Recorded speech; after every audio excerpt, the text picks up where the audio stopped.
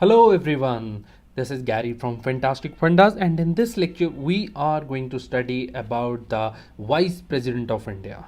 It's a pretty simple lecture and you will need a Bayer Act for this. If you do not have Bayer Act, then you will have to listen to me properly and follow what is written here in proper manner. Now, first of all, it says that Article 63 is there, which says that there shall be a Vice President of India. Right, pretty simple, nothing to understand in that. Then comes Article number 64. It says that the Vice President shall be the ex officio chairman of Rajya Sabha. What do you mean by ex officio? Ex officio means by the virtue of his office. Okay, by the virtue of his office. That means to say that just because he's holding this office, it is automatic that he will become the chairman of the Council of States or Rajya Sabha. Okay, and the vice president shall be ex officio chairman of the Council of States, and he shall not hold any other office of profit. Right. And yeah, there's one more thing. Sometimes the vice president has to act as the president when the president is ill or unable to perform his duty or for whatever reason. Okay. So during that time, he shall not be performing his duties as the chairman of the Council of State, that is Rajya Sabha, and obviously he would be entitled to all the salary allowances and right. Of the president, okay, and not the vice president or the chairman of the Rajya Sabha, right?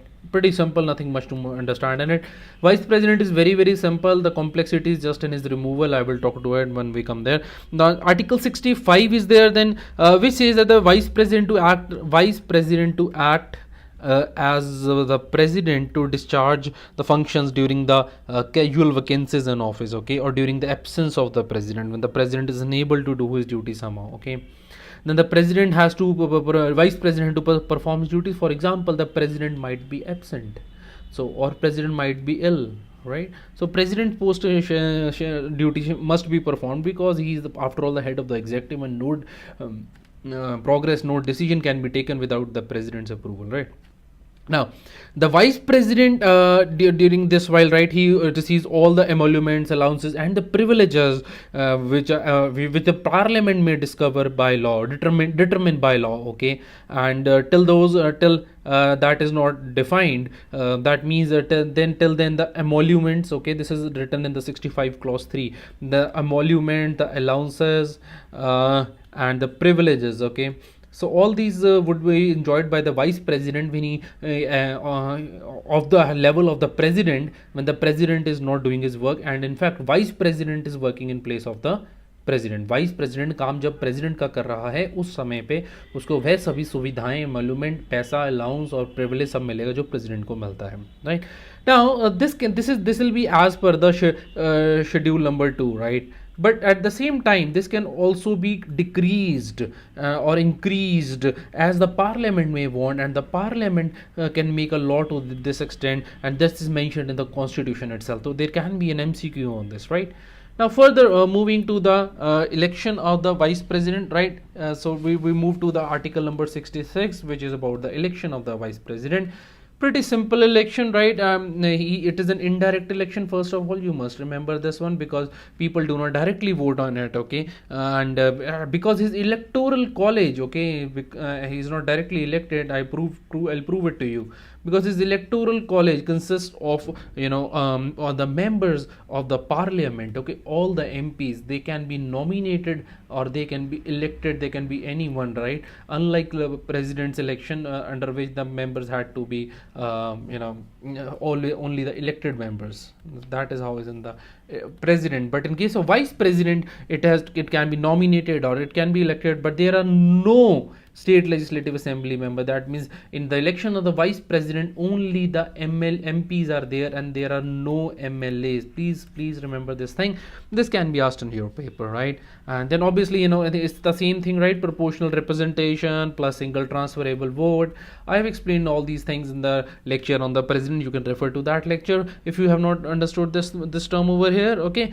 And then Okay, so and it's there in the constitution itself, article 66 clause 1. The last line of it reads that it representation by proportional representation by means of single transferable vote. Okay, and this voting is held by a secret ballot. That is important word over here, secret ballot. Okay, that no one comes to know for whom one has voted, right?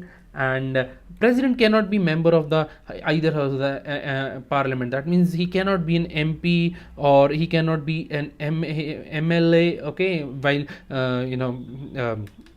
and if he is already there, right, then it will be deemed to have he would be deemed to be vacated his seat in that house, whether the parliament or the state legislative assembly, when he enters the office of vice president. That means that he will automatically, this would be quitted. Okay, and there are few conditions to be the president. The number one, vice president, that number one, the person should be the citizen of India. This is important thing, right?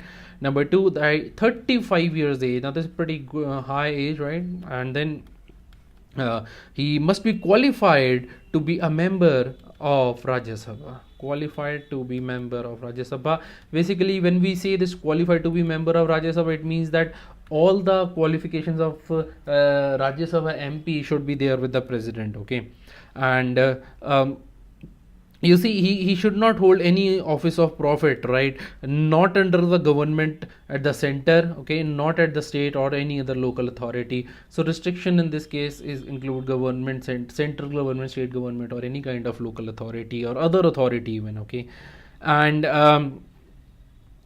then there's a explanation given to article 66. If you see that, it says that the for purpose of this article, a person shall not be deemed to hold office of profit only by reason only that is the president or vice president, okay, or any state or minister from the union of that's like simple thing. Okay, that he shall that's a condition defined for office of profit. A person shall not be deemed to be holding office of profit in case he's already the president or the vice president, that ways. Okay, and then there was once question asked actually in UPSC, can a president later on become the vice president? Yes, why not? He can. Can a vice president become the president? Yes, it has happened many a times. It did happen. Okay, then what is the term of the vice president? For how many for how long did he holds his office, right? He holds his office for a term of 5 years, right? And provided he may just resign, okay, or he might be removed from his office.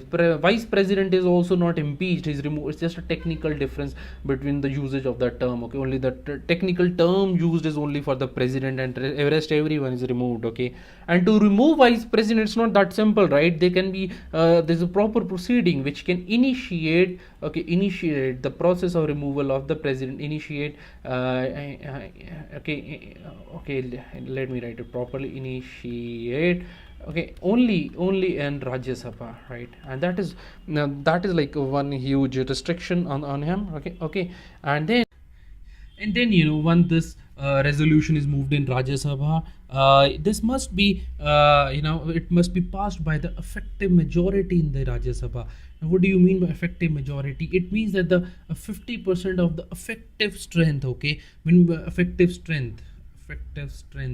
I have properly discussed all the kinds of different majorities in my lecture on majorities. You can refer to that for this one, right?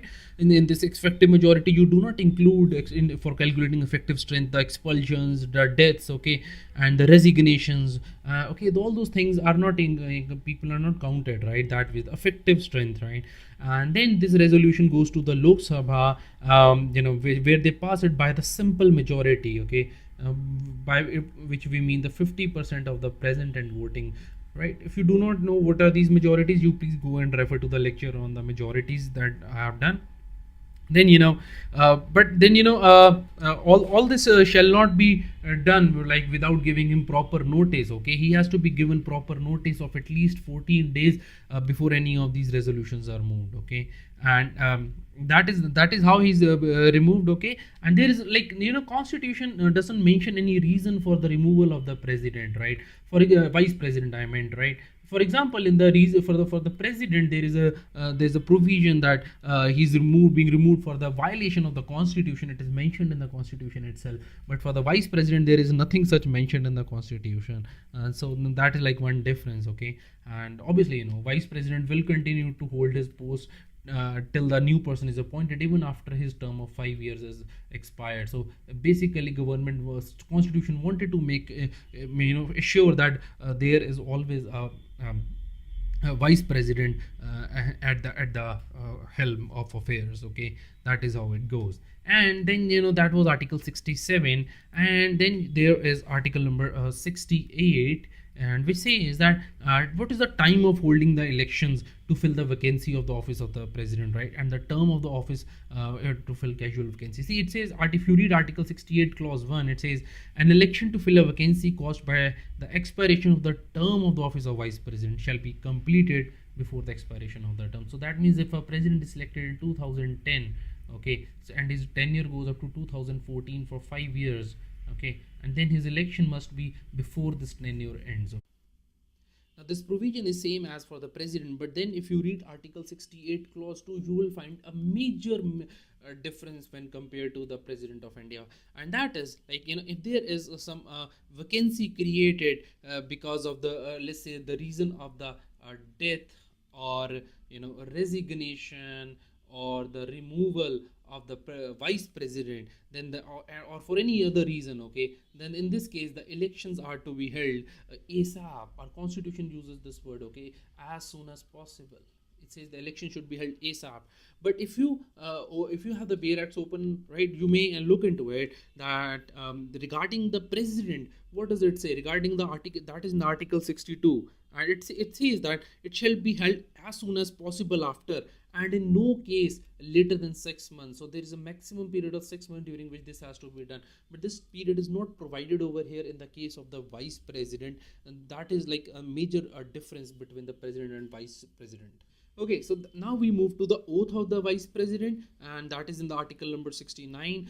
Now there is a major difference between the oath of the president and the vice president. That is why we are studying this. The president's oath mentions the word preserve and protect and defend the constitution, okay, and you don't find these words in the oath of the vice president of India, okay, and that which is given under 69. And then there is one more thing, that compared to all other people, these two oaths are mentioned in the Bear Act, okay, and the rest of the oaths are mentioned under the schedule of the constitution, right? That is the major thing. Now there's one more article 70, right? It's about the discharge of the president function in other contingencies, okay, and it says the parliament may make law for this, right? Parliament may make a law for the contingencies, unforeseen contingencies, that when the okay, to discharge the duties of the president in any contingency which are not discussed in the constitution. So parliament can make law for that, for them when those contingencies which are not mentioned and the president is not able to do those duties, how vice president will be doing those duties. That is mentioned in article number 70, right? So that is about the vice president. Now finally, there's just one more thing to do about the vice president. The vice president is not there, then vice president performs his duty. That is mentioned over there. But what about the case when the president is not there? The constitution is silent on that factor. That is another important thing, right? And then finally, coming to the last article related to the vice president of India, this is under article 71. Now if any dispute arises as to the election of the vice president over under article 71, then in that case what will happen is that only the candidate can file a case in the Supreme Court, or the electors, that is the MPs, can file, right? And if MPs have to file, there have to be minimum 10 or more these people, okay. In the case of the president, if you recall, it was 20 or more, right, and joined together as petitioners. That is how it goes, right? Now this reminds me, there's like one more thing that is that I just missed to mention it regarding the appointment of the president, okay. That should have been said earlier, but I'm mentioning it now. When the appointment of the president is there, okay, any person who wants to stand for the election of vice president, right, he must be nominated by at least 20 MPs and then seconded by the 20 MPs. If you remember, regarding the when it was president, it was 50 members, right, 50-50, and then but over here it is like 20, okay, right. And then in this case also, right, there's a president and vice president election act. Under that, he has to deposit a security fee of 15,000 at the time of filing his papers, okay. And if he doesn't get 1/6 of the total number of the votes polled, then he will not get his security deposit back, okay. So that was all about the vice president of India. And now just wanted to make two very important things, announcements. And the first thing is that I just wanted to thank you all whosoever you have shared my videos on various social media, on Facebook, Twitter, Google Plus, everywhere. Thank you so much from my heart, and it is my humble request that you please keep on sharing this video in future also. जिन्होंने आज तक नहीं share की, if you really like the video, it's my humble request, please share it with others. That gives me encouragement to make better videos and ज़्यादा videos, and I can cover ज़्यादा subject अगर आप इस video को share करते हैं. And second thing is that this is for your own benefit. If you really like these videos and you want that updates about the new videos should come into your mailbox, you can subscribe to us. You can see the subscribe button over here. You can click on us and videos will come right into your email box. आप हमें subscribe कर सकते हैं. अगर ऐसा करते हैं तो videos directly आपके mail box में आ जाएंगी. बस इतना ही कहना है. That is all, and thank you for watching the videos.